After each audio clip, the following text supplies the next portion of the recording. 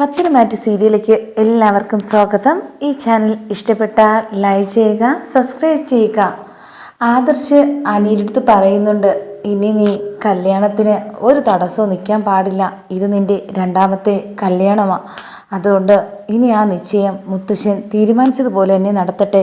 ഇത്രയും ദിവസം ആരും മുത്തശ്ശനെ ഒരെതിരും പറഞ്ഞിട്ടില്ല. ഇനി നീയായിട്ട് ഇതിനൊരു തടസ്സം നിൽക്കരുത് എന്നൊക്കെ പറയുന്നുണ്ട്. ഇത് കേട്ട് അനി പറയുക, എനിക്ക് ഈ അവന്തികയെടുത്ത് ഒരിഷ്ടവും ഇതുവരെ തോന്നിയിട്ടില്ല. ഞാൻ എൻ്റെ അനിയത്തിയെ പോലെ കരുതിയിട്ടുള്ളൂ. പിന്നെ അവൾക്ക് എന്താ ഒരു മാറ്റമെന്നും എനിക്കറിയില്ല. അവൾക്ക് പറഞ്ഞാൽ മതിയായിരുന്നു ഈ മുത്തശ്ശൻ്റെ അടുത്ത് ഈ കല്യാണത്തിന് താല്പര്യമില്ല എന്ന്. എന്നാൽ എന്തോ ഒരു ഗൂഢാലോചന നടക്കുന്നതായി എനിക്ക് തോന്നുന്നുണ്ട് ഈ കല്യാണത്തിലൂടെ. ഇത് കേട്ട് ആദർശ് പറയുക, അതൊക്കെ നിൻ്റെ തോന്നല.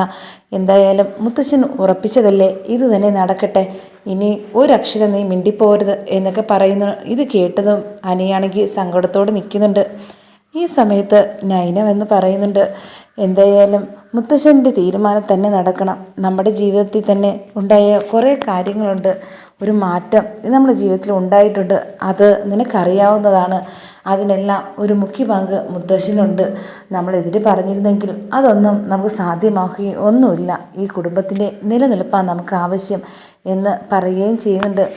ഇത് കേട്ടിട്ട് ഉടനെ തന്നെ അനിയാണെങ്കിൽ പറയുക, എന്തായാലും എനിക്കിതിൽ ഒരു താല്പര്യവുമില്ല, എന്തോ കാര്യമുണ്ട് എന്നൊക്കെ വീണ്ടും ആദർശ് പറഞ്ഞിട്ട് പോകുന്നുണ്ട്. ഈ സമയത്ത് നന്ദുവിനെ ഫോൺ വിളിക്കുന്നുണ്ട്. നന്ദു, രണ്ടാമത്തെ പ്രാവശ്യമാണ് ഞാനാണെങ്കിൽ കല്യാണം കഴിക്കാൻ പോകുന്നത്. എന്നാൽ തീരുമാനം ഒരു വളരെ പരാജയമായിരിക്കുക.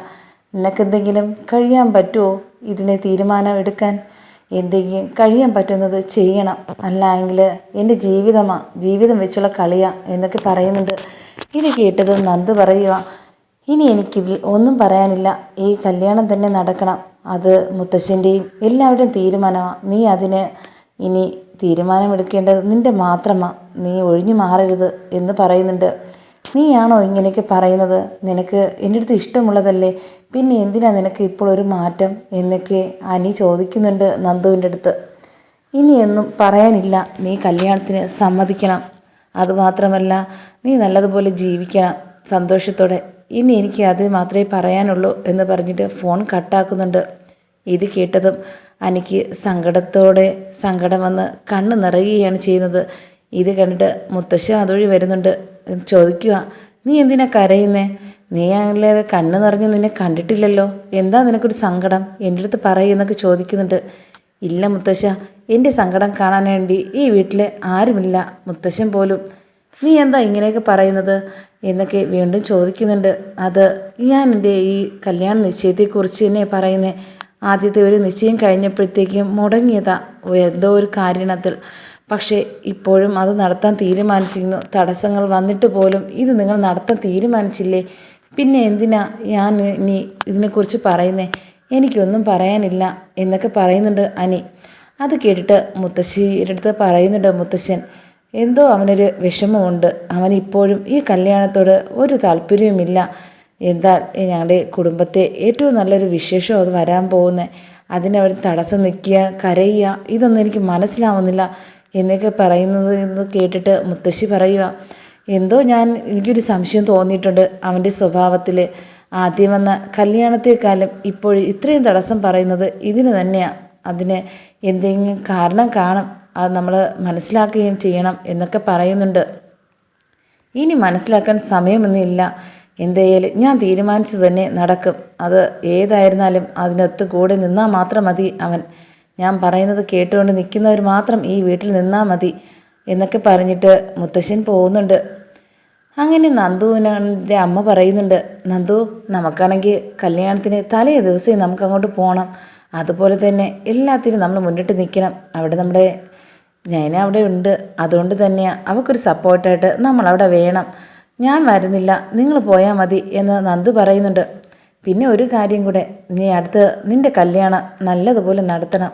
നല്ലൊരു പയ്യനെ ഇനി നോക്കണം എന്നൊക്കെ പറയുന്ന കേട്ടിട്ട് നന്ദു പറയുക, എനിക്ക് കല്യാണവും നോക്കണ്ട, എൻ്റെ കാര്യം ഇനി നിങ്ങൾ പറയുകയും വേണ്ട.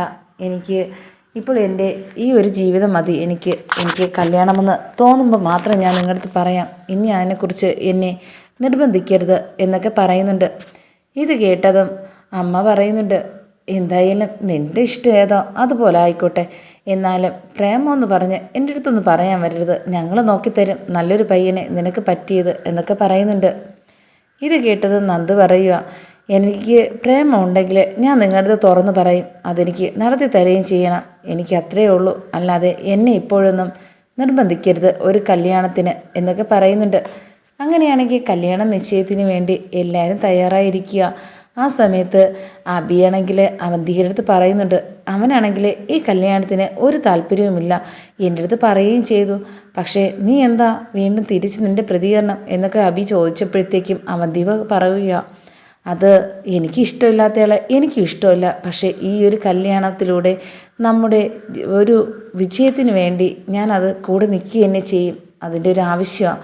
അതുകൊണ്ട് മാത്രമാണ് ഞാൻ ഈ കല്യാണാലോചനയ്ക്ക് വേണ്ടി എന്നെ നിന്നത് തന്നെയാണ്. അത് അമ്മയുടെ ആഗ്രഹപ്രകാരം. അല്ലാതെ എന്നെ ഇഷ്ടമില്ലാത്ത ആളെ കല്യാണം കഴിക്കുക എനിക്ക് പറ്റുന്നതല്ല. പക്ഷേ എല്ലാത്തിനും നമുക്ക് നമ്മുടെ വിജയം കൂടെ നോക്കണ്ടേ, അതിനുവേണ്ടി മാത്രമാണ് എന്നൊക്കെ പറയുന്നുണ്ട്. എന്തായാലും അത് ഞാൻ മാറ്റിയെടുക്കുകയും ചെയ്യും, ആ ഒരു തടസ്സം എന്നൊക്കെ പറയുന്നുണ്ട്. അബി പറയുന്നുണ്ട്, അത് ശരിയാ, നമ്മുടെ ബിസിനസ്സിനെ ഒരുപാട് ബാധിക്കുന്ന കുറേ കാരണങ്ങൾ ഈ കല്യാണം വഴിയുണ്ട്. അതുകൊണ്ട് നീ അത് തീർത്തു തരിക നിൻ്റെ ഒരു കടമ്പ മാത്രമാണ്. അതുകൊണ്ട് വേറെ ഒന്നും വിചാരിക്കേണ്ട, എല്ലാം നമുക്ക് മാറ്റിയെടുക്കാൻ പറ്റും എന്നൊക്കെ അവന്തികയുടെ അടുത്ത് അബി പറയുന്നുണ്ട്. അങ്ങനെ കല്യാണം നിശ്ചയമായി എല്ലാവരും സന്തോഷത്തോടെ കല്യാണം നിശ്ചയിച്ച് നിൽക്കുന്ന സമയത്ത് എല്ലാവരും വരുന്നുണ്ട്.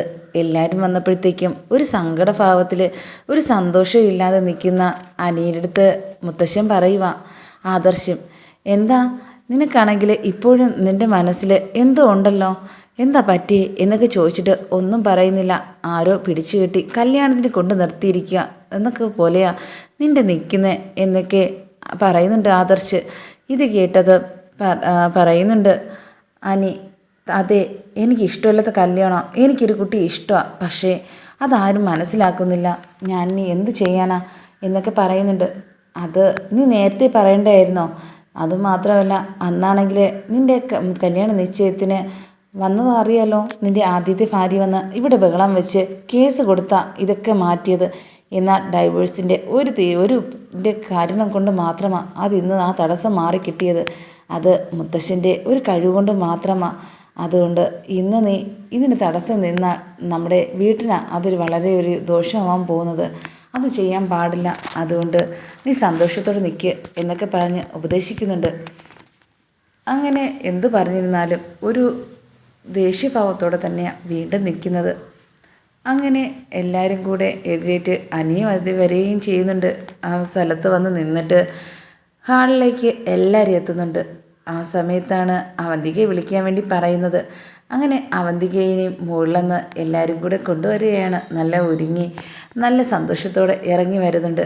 ഇത് കണ്ടിട്ട് ആദർശി പറയുമോ, കണ്ടോ അവൾക്ക് എന്ത് സന്തോഷമോ, നീ നിൽക്കുന്ന കണ്ടില്ലേ, നീ നല്ല ചിരിച്ചുകൊണ്ടേക്ക് നിൽക്കുക, എല്ലാവർക്കും വരുന്നതാ, ഇനി ഒന്നും കൊണ്ട് പറയിപ്പിക്കരുത്, മുത്തശ്ശനെ നാണം കെടുത്തുകയും ചെയ്യരുത് നമ്മളെയൊന്നും എന്നൊക്കെ പറയുന്നുണ്ട്. അങ്ങനെ ഇരുന്നപ്പോഴത്തേക്കും ജോത്സ്യം വന്ന് പറയുക, ഈ കല്യാണത്തിന് പല തടസ്സങ്ങളുണ്ടെന്ന് ഞാൻ പറഞ്ഞതാ, അവനും താല്പര്യമില്ല. അതുപോലെ തന്നെ ഈ കല്യാണത്തെക്കുറിച്ച് എനിക്കൊന്ന് പറയാനുള്ളത്, താല്പര്യമില്ലാത്ത കല്യാണം നടത്താതിരിക്കുന്നതാണ് നല്ലത്. ഞാൻ നോക്കിയിട്ട് പല പ്രാവശ്യവും പറഞ്ഞിട്ടുണ്ട്. തടസ്സങ്ങൾ വന്നിട്ടും വീണ്ടും അതിനെ കൂട്ടിച്ചേർക്കുന്നത് നല്ല ഏർപ്പാടല്ല. എന്തായാലും ഈ നിശ്ചയം നടത്തുന്നതിനോട് എനിക്ക് താല്പര്യമില്ല എന്നൊക്കെ പറയുന്നുണ്ട്. ഇത് കേട്ടത് മുത്തശ്ശൻ പറയുക, എന്താ ഇപ്പോൾ ഇങ്ങനെയൊക്കെ പറയേണ്ടത് നിങ്ങളെ കാര്യം? നിങ്ങളിതിനെക്കുറിച്ച് ഒരഭിപ്രായം നിങ്ങൾ പറയേണ്ട കാര്യമില്ല. ഞാൻ പറയുന്നത് മാത്രം നിങ്ങൾ കേട്ടാൽ മതി. ഞാൻ ഇതുവരെ എത്തിച്ചത് നന്ദുവിൻ്റെ അമ്മ പറയുന്നുണ്ട്, എന്തായാലും കല്യാണത്തിന് എന്തായാലും നീ വരണം. ഈ എൻഗേജ്മെൻറ്റിന് വന്നില്ലെങ്കിൽ കുഴപ്പമില്ല. അതിന് ഞാൻ കല്യാണത്തിന് വരുന്നില്ല എന്നൊക്കെ പറയുന്നുണ്ട്. എന്താ നീ ഇത്ര ഇങ്ങനെയൊക്കെ പറയുന്നത്? നിൻ്റെ ചേച്ചി അവിടെ നിൽക്കുകയില്ലേ? ഞാൻ വീട്ടുകാരുടെ അടുത്ത് ഇങ്ങനെയൊക്കെയാണോ നീ കാണിക്കേണ്ടത് എന്നൊക്കെ ചോദിക്കുന്നുണ്ട്. ഞാൻ പോയില്ലെങ്കിൽ കല്യാണം നടക്കുമല്ലോ, പിന്നെ എന്നെ ആരും ഉപദേശിക്കുകയോ എന്നെ ആരും വിളിച്ചുകൊണ്ട് പോവേ വേണ്ട.